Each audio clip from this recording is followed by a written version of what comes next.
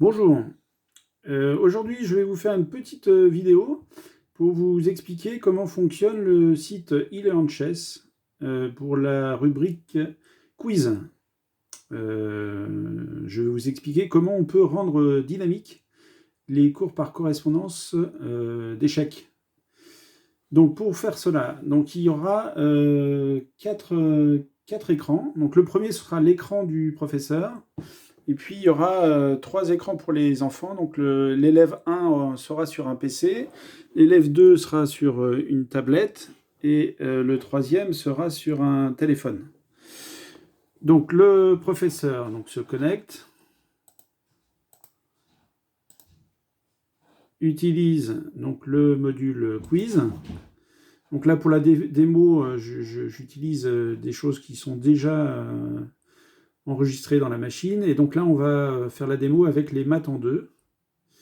Donc je clique, et ici, donc le quiz, donc là, ce qui est important de noter, c'est le numéro, et on voit qu'il y a 5 questions. Donc le professeur peut copier le lien et le mettre sur Zoom, et l'enfant, lui, vient ensuite se connecter donc, à eLearnChess, choisit eLearnChess. Ouais, c'est pas du tout ça, c'est le mode développement. Donc on recommence. eLearnChess/quiz. Donc l'enfant rentre son nom. Donc là on va l'appeler élève 1 et on va dire qu'il est PC.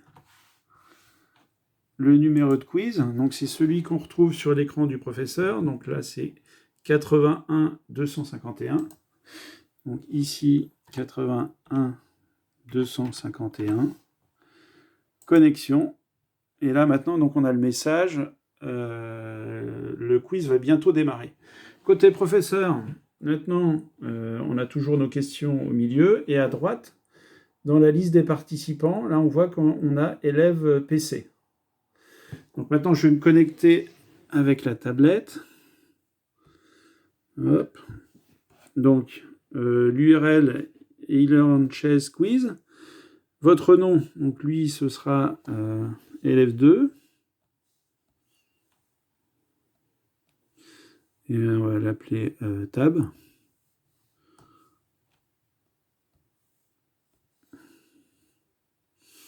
Numéro de quiz, donc le même numéro que tout à l'heure, 81 251. Connexion. Donc là maintenant on voit qu'il y a un deuxième participant inscrit au quiz. Et donc si j'en crée pour les démos un troisième sur le téléphone,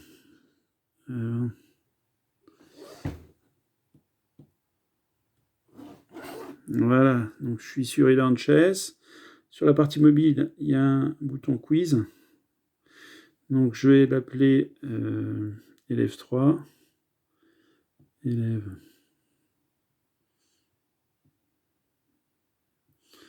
Et puis mobile.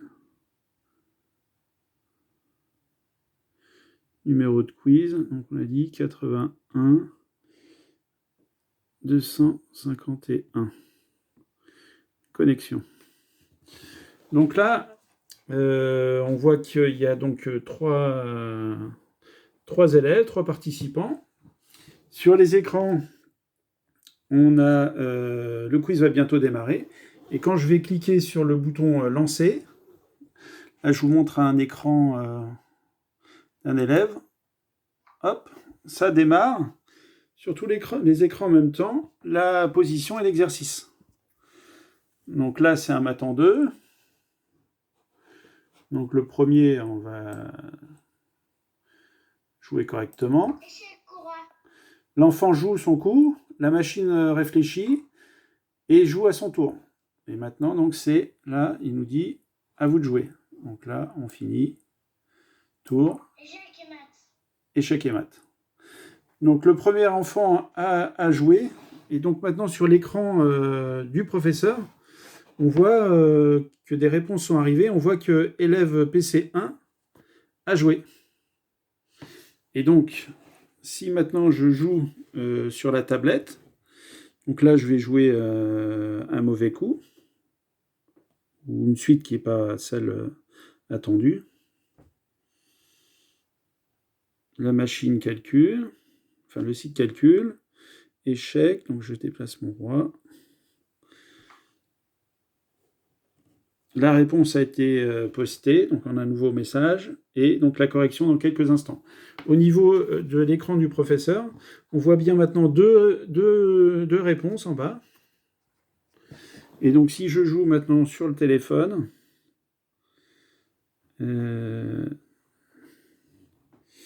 donc tour, échec, le roi joue, donc on a le message, on voit pas bien. Pourquoi? Attends, je vais mettre la lumière. Bon, et je vais jouer tour. Voilà. Et donc sur l'écran du professeur, maintenant, on a ici en bas élève 1 et mobile 3.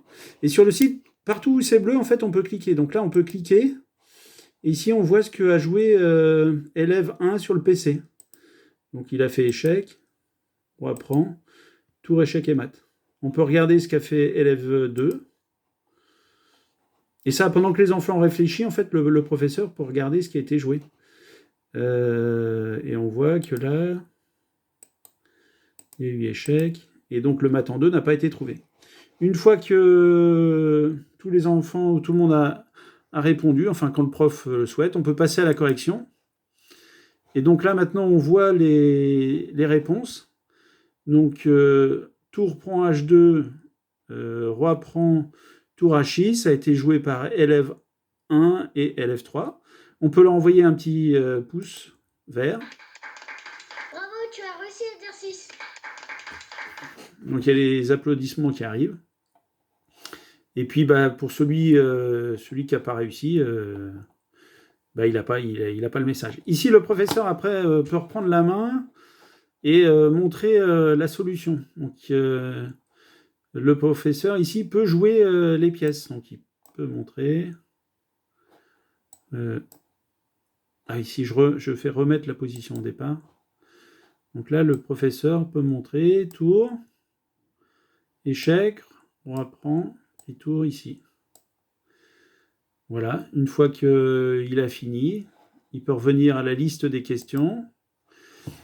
La première question qui a été posée passe en bas, et là, il peut lancer donc une nouvelle question. Et là, si je vous montre, par exemple, sur la tablette, là, je suis sur la tablette, je vais cliquer sur lancer.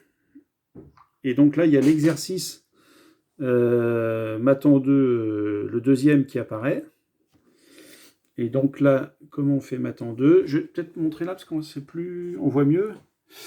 Donc l'échec et maths, oui, je me souviens. Oui, c'est ça. En fait, on fait